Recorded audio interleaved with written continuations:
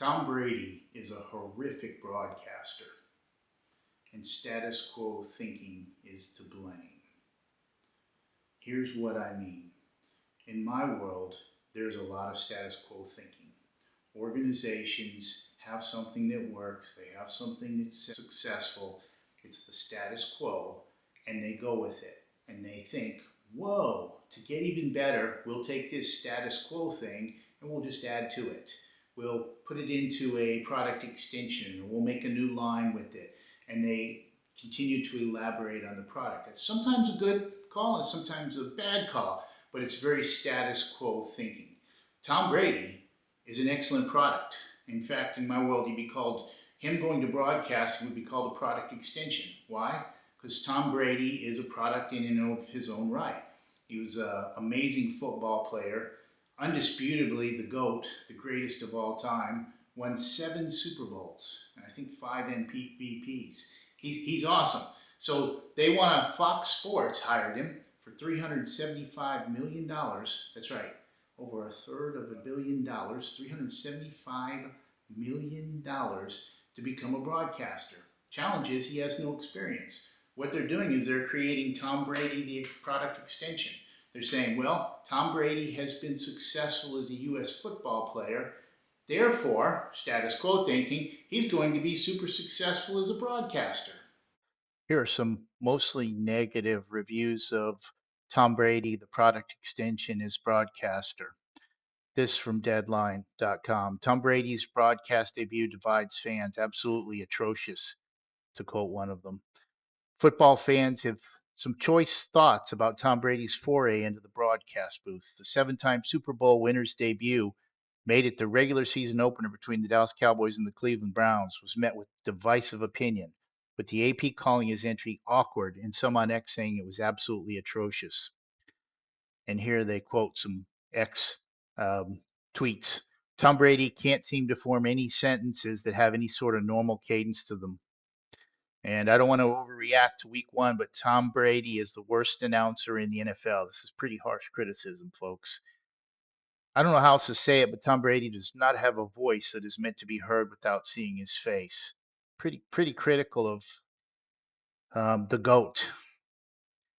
Here we have a Men's Health magazine titled Fan Reactions Are Mixed on Tom Brady's NFL Broadcasting Debut. One social media review, finally, something Tom Brady effing sucks at.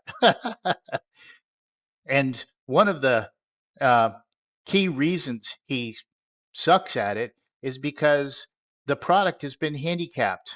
The number one thing that you need in the NFL to be a quality analyst is you have to be able to analyze the recent trends, what's happening with the team, etc. Because Brady, being so successful, is becoming a part owner of one of the teams, the NFL has placed restrictions on him as part owner. So get this. This is huge.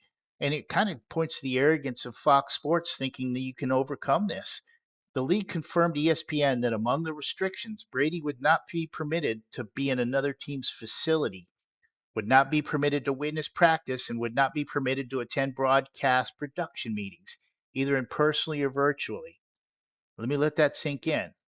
An analyst whose job is to analyze the current football status, what their game plans are, who's hurt, what the coaches think about people, what the coaches think about the other side, what the players think, etc. He can't do any of that. He can't be in the other team's facility. He can't be permitted to witness practices, and he can't be attend broadcast production meetings, either in person or virtually.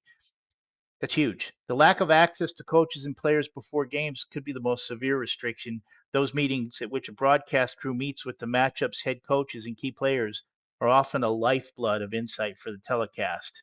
So, those restrictions, he's got additional ones too that are outlined here. And one of the big ones here, in my opinion, is that he can't criticize game officials either.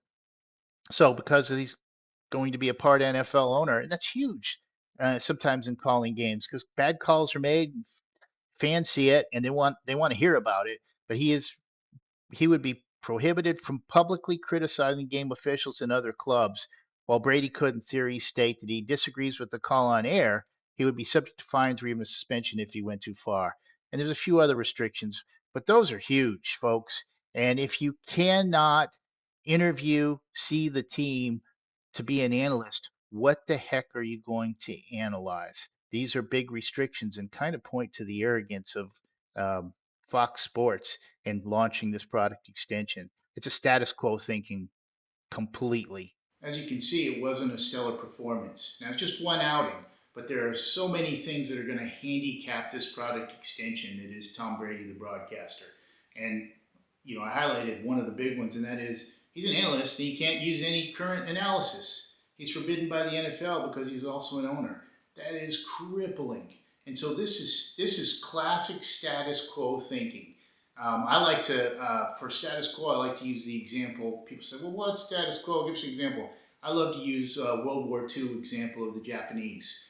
The Japanese started off World War II doing well, obviously. And one of the things they did was they looked at their battleships and the success of their battleships and they said, oh, our battleships are doing well. Therefore, status quo thinking, bigger, more, larger hulls, bigger guns, larger battleships will work better. They kind of ignored the other things that were evolving, like air power.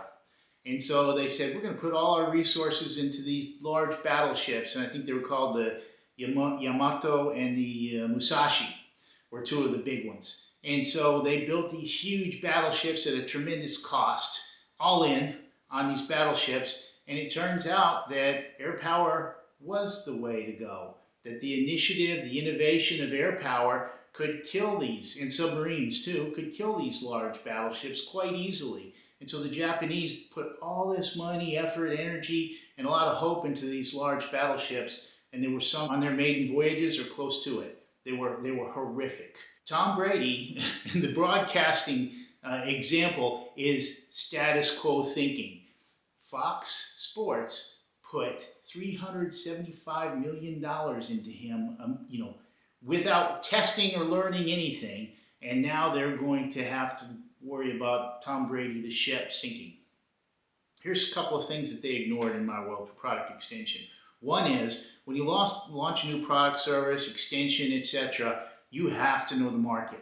It's innovation 101. It's launch 101. Know what the market wants, know what their preferences are, know who the market is, know what they prefer, and be really wrapped tight around that. Well, clearly they didn't do that because the market, as you can see from some of the reviews, wants good analysis. And if you handicap your premier broadcast analyst by saying that he cannot attend the week prior for games, he can't attend their facility, he can't attend broadcast meetings, he's stuck on using innuendos and facts from the past. And that is horrible for an analyst. So and that's what people want. So they ignored the market.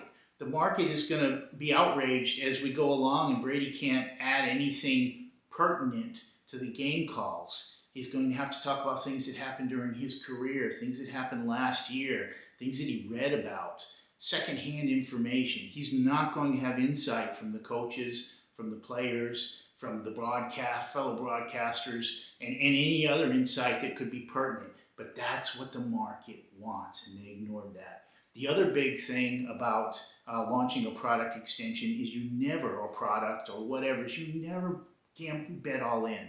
You never go so large that when you fail, you lose a lot. So this is the Musashi and the Yamato, right? They invested billions of dollars, the Japanese, in today's money into these ships, and lots of time when they could have been using it for other things and maybe turn the war around. Instead, they invested in their, status quo ideas of the battleship. This is what Fox Sports did with Brady. They said, oh, and there's a little bit of arrogance that comes with status quo thinking because you don't think you need to pay attention to the market. You don't think you need to test it. But you really do. And they really needed to test and learn with Brady. They really needed to not sign a humongous contract. Do some things to test, to learn, to allow him to learn. Because usually products don't come out and are perfect.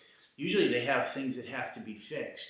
And what testing and learning enables you to do, one of three things happens when you launch a product. It usually either launches perfectly, which most products don't do. But it could be perfect and it's a complete winner and you run with it. Secondly, some things go well and some things don't. Packaging could be wrong, maybe some tweaks about the product, but it's good enough that you want to keep trying. So you tweak it and you go back and you try again. That's usually where things end up. Or third thing that happens is it could be a complete stinker and you kill it.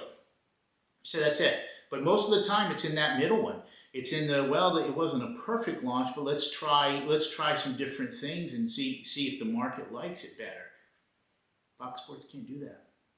They launched wholeheartedly with a 6-year, $375 million contract based on their somewhat arrogant assumption that because Tom Brady was a great football player, he's going to be a great broadcaster. And then they handicapped him severely, or he handicapped himself. But they handicapped themselves by not researching what he could and could not do, in regards to his growth, his ownership of the NFL. Tom Brady may have been the best NFL player in the league. He was the GOAT. He is the GOAT. But as far as broadcasting goes, Tom Brady, the GOAT, is a GOAT. Status quo thinking is going to sink this ship.